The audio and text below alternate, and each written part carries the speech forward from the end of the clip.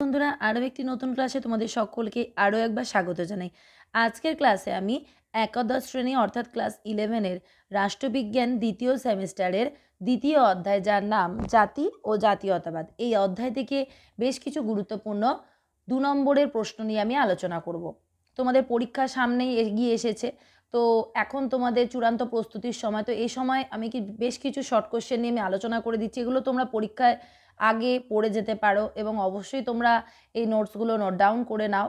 তোমাদের পরীক্ষার সময় এগুলো কিন্তু ভীষণভাবে কাজে লাগবে। যারা আমার চ্যানেলে নতুন তাদেরকে বলে রাখি, আমার এই ধরনের গুরুত্বপূর্ণ ভিডিওগুলো পেতে আমার চ্যানেলটি সাবস্ক্রাইব করে রাখো। এছাড়া যারা আমার কাছে অনলাইন পড়তে চাও বা অফলাইনে ক্লাস করতে চাও বা অনলাইনে তোমরা শুধুমাত্র নোটস পারচেস করতে চাও, তারা অতি অবশ্যই আমার স্ক্রিনে দেওয়া নম্বরে যোগাযোগ করে নিও এবং আমার ক্লাসটি কেমন লাগছে তোমরা অতি অবশ্যই কমেন্ট করে আজকে জানিও। সময় নষ্ট না করে চলো শুরু করা যাক।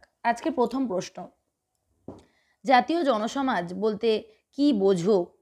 উত্তরটি দেখো, জাতীয় জনসমাজ হলো এমন একটি ঐক্যবদ্ধ সমাজ যে নিজেকে অন্য জনসমাজ থেকে স্বতন্ত্র বলে মনে করে।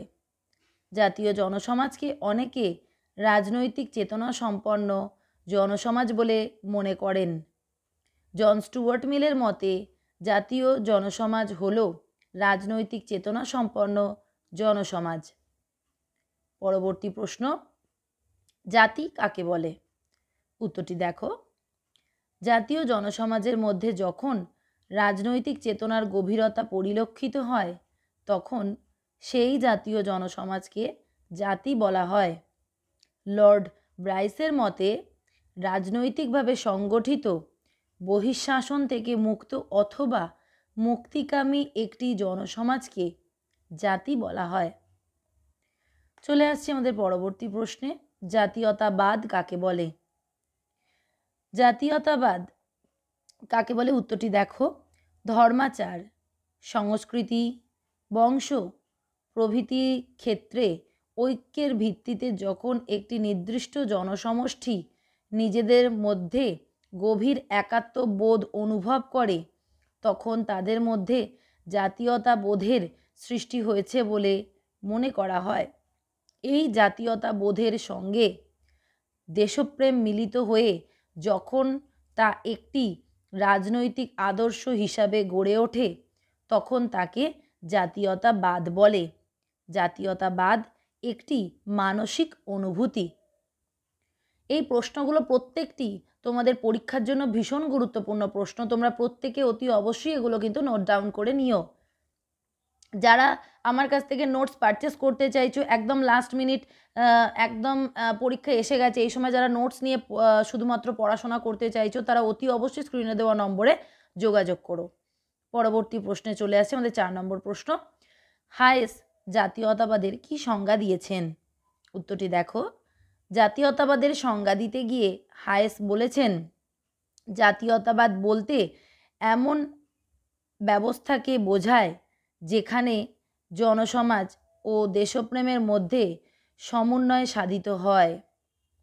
পরবর্তী প্রশ্ন, জাতীয়তাবাদের দুটি বৈশিষ্ট্য লেখো। যেহেতু 2 নম্বরের প্রশ্ন তাই দুটি বৈশিষ্ট্যের কথাই বলা হয়েছে।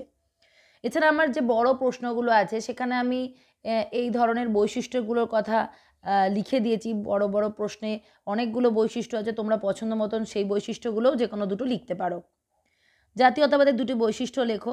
উত্তরটি দেখো, জাতীয়তাবাদের বৈশিষ্ট্য হলো ক, জাতীয়তাবাদ ব্যক্তিকে তার জাতির ঐতিহ্য, সভ্যতা, সংস্কৃতির প্রতি গর্ববোধ এবং একই সঙ্গে দেশপ্রেমকে জাগ্রত করে। জাতীয়তাবাদ ব্যক্তির জাতীয় পরিচয়কে বিশেষভাবে উৎসাহিত করে। খ, জাতীয়তাবাদ স্বাধীনতা সংগ্রামে পরাধীন জাতিকে অনুপ্রাণিত করে। সাম্রাজ্যবাদের বিরুদ্ধে জাতীয়তাবাদ পরাধীন জাতিকে স্বাধীনতা অর্জনে অনুপ্রাণিত করে। পরবর্তী প্রশ্ন 6 নম্বর, জাতীয়তাবাদের পক্ষে দুটি যুক্তি দাও।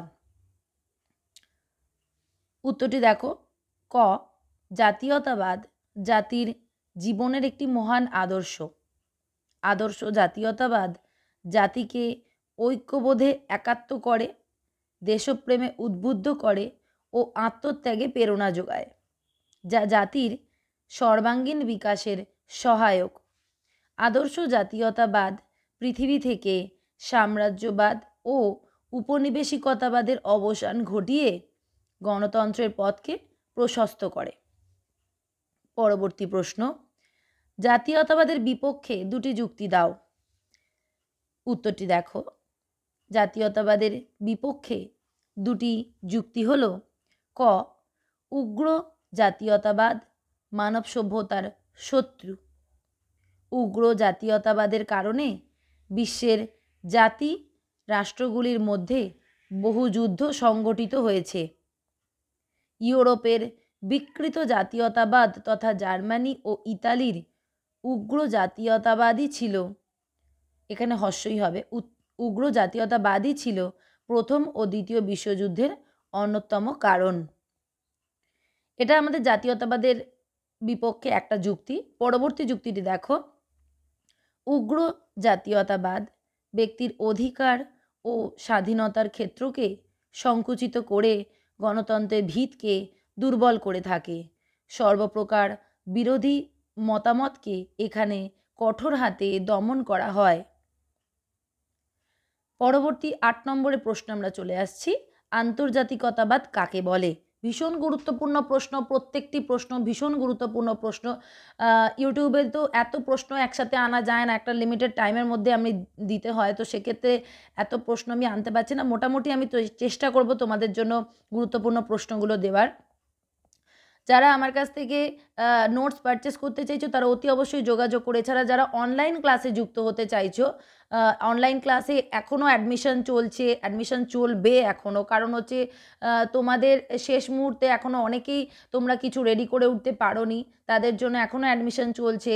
তোমরা এখনও অ্যাডমিশন নিতে পারো, কোনো অসুবিধা নেই। অনলাইন ক্লাসে তোমাদের সম্পূর্ণ নোটস পিডিএফ করে সুন্দরভাবে টাইপ করে পিডিএফ করে তোমাদের পাঠিয়ে দেওয়া হয় এবং সুন্দরভাবে প্রত্যেকটা টপিক ওয়াইজ টপিক ধরে ধরে সুন্দরভাবে বুঝিয়ে দেওয়া হয়। যদি এখনও কেউ অনলাইন ক্লাসে যুক্ত হতে চাও অবশ্যই যুক্ত হতে পারো, এবং তোমাদের সেকেন্ড সেমিস্টারের পরই 1 সপ্তাহ পর থেকেই তোমাদের থার্ড সেমিস্টারের ক্লাস শুরু হয়ে যাবে। যারা আগ্রহী তারা অবশ্যই স্ক্রিনে দেওয়া নম্বরে যোগাযোগ করো। আন্তর্জাতিকতা কাকে বলে? আন্তর্জাতিকতাবাদ কাকে বলে? উত্তরটি দেখে নাও। আন্তর্জাতিকতাবাদ বলতে এমন এক মানসিক অনুভূতিকে বোঝায় যা ব্যক্তিকে রাষ্ট্রের সীমানার বাইরে উপস্থিত করে এবং বিশ্ব রাষ্ট্রের সদস্য হিসাবে ভাবতে শেখায়। কোনো ব্যক্তি যখন আন্তর্জাতিকতার ভাবধারায় আপ্লুত হয় তখন সে নিজেকে আরেকটি রাষ্ট্রের সদস্য হিসাবে ভাবে না, সে নিজেকে বিশ্বের নাগরিক হিসাবে মনে করে। পরবর্তী প্রশ্ন, আদর্শ জাতীয়তাবাদের প্রবক্তা হিসাবে কে পরিচিত? এখানে তোমাদের মনে হবে যে এটা 2 মার্কসের প্রশ্ন কি করে হলো, কিন্তু তোমাদের 2 মার্কসের প্রশ্ন এরকমও হতে পারে 1 + 1 = 2, তো সেক্ষেত্রেই এ ধরনের প্রশ্নও আমি রেখেছি। আদর্শ জাতীয়তাবাদের প্রবক্তা হিসাবে কে পরিচিত? উত্তরটি দেখে নাও। ইতালীয় দার্শনিক ম্যাৎসিনি, এনার পুরো নাম হচ্ছে জোসেফ ম্যাৎসিনি, আদর্শ জাতীয়তাবাদের প্রবক্তা হিসেবে পরিচিত। পরবর্তী প্রশ্ন, বিকৃত জাতীয়তাবাদ বলতে কি বোঝো? উত্তরটি দেখে নাও।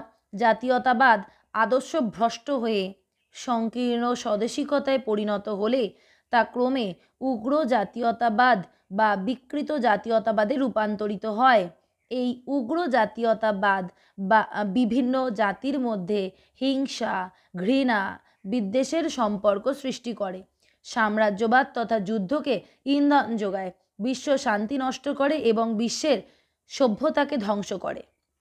পরবর্তী প্রশ্ন, জাতির হবে, জাতির আত্মনিয়ন্ত্রণের অধিকারের সমর্থকদের নাম করো। উত্তরটি দেখে নাও। John Stuart Mill, Woodrow Wilson, MacIver প্রমুখ। এখানে বলে রাখি, যখনই আত্মনিয়ন্ত্রণের অধিকার সম্পর্কে প্রশ্ন আসবে উড্রো উইলসনের নামটি অতি অবশ্যই উল্লেখ করবে, কারণ উড্রো উইলসনই কিন্তু জাতির আত্মনিয়ন্ত্রণের প্রধান প্রবক্তা। সুতরাং উড্রো উইলসনের নাম কিন্তু কখনোই মানে ছেড়ে অন্য তাত্ত্বিকদের মানে অন্য সমর্থকদের নাম উল্লেখ করা যাবে না, অবশ্যই উড্রো উইলসনের নামটা উল্লেখ করবে, এবং তার সাথে জন স্টুয়ার্ট মিল, এরা দুজনেই কিন্তু আত্মনিয়ন্ত্রণের অধিকারের খুব দৃঢ় প্রবক্তা ছিল। পরবর্তী প্রশ্নে চলে আসছি, জাতি ও জাতীয় জনসমাজের মধ্যে পার্থক্য লেখো। উত্তরটি দেখো, জাতীয় জনসমাজ হলো একটি নির্দিষ্ট ভূখণ্ডে বসবাসকারী রাজনৈতিক চেতনা সম্পন্ন এমন একটি জনসমষ্টি যাদের মধ্যে ভাষাগত, ধর্মগত, বংশগত, কৃষ্টিগত, ঐতিহ্যগত প্রভৃতি ক্ষেত্রে ঐক্য পরিলক্ষিত হয়। আর জাতি হলো রাষ্ট্রসহ রাজনৈতিক চেতনা সম্পন্ন জনসমাজ, অর্থাৎ রাষ্ট্র গঠনের মধ্য দিয়ে জাতীয় জনসমাজ জাতিতে পরিণত হয়। পরবর্তী প্রশ্ন, জাতি ও রাষ্ট্রের মধ্যে পার্থক্য দেখাও। উত্তরটি দেখে নাও। ক, জাতি হলো একটি মনস্তাত্ত্বিক ধারণা। অপরদিকে রাষ্ট্র হলো একটি রাজনৈতিক ও আইনগত ধারণা। খ, জাতির আশা আকাঙ্ক্ষা রাষ্ট্রের মাধ্যমে মূর্ত হয়। অপরদিকে রাষ্ট্রের ইচ্ছা সরকারের মাধ্যমে কার্যকর হয়। চতুর্থ প্রশ্ন, মার্ক্সীয় দৃষ্টিকোণ থেকে জাতীয়তাবাদকে কয় ভাগে ভাগ করা যায় এবং কি কি? উত্তরটি দেখে নাও। মার্ক্সীয় দৃষ্টিকোণ থেকে জাতীয়তাবাদকে দুই ভাগে ভাগ করা যায়। ক, বুর্জোয়া জাতীয়তাবাদ এবং খ, প্রলেতারীয় জাতীয়তাবাদ।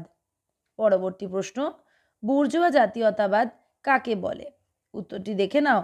বুর্জোয়া সমাজে নিজেদের জাতিগত শ্রেষ্ঠত্ব প্রতিষ্ঠার উদ্দেশ্যে যে ভাবগত ঐক্যকে উৎসাহিত করে জাতীয়তাবাদের সৃষ্টি হয় তাকে বুর্জোয়া জাতীয়তাবাদ বলে।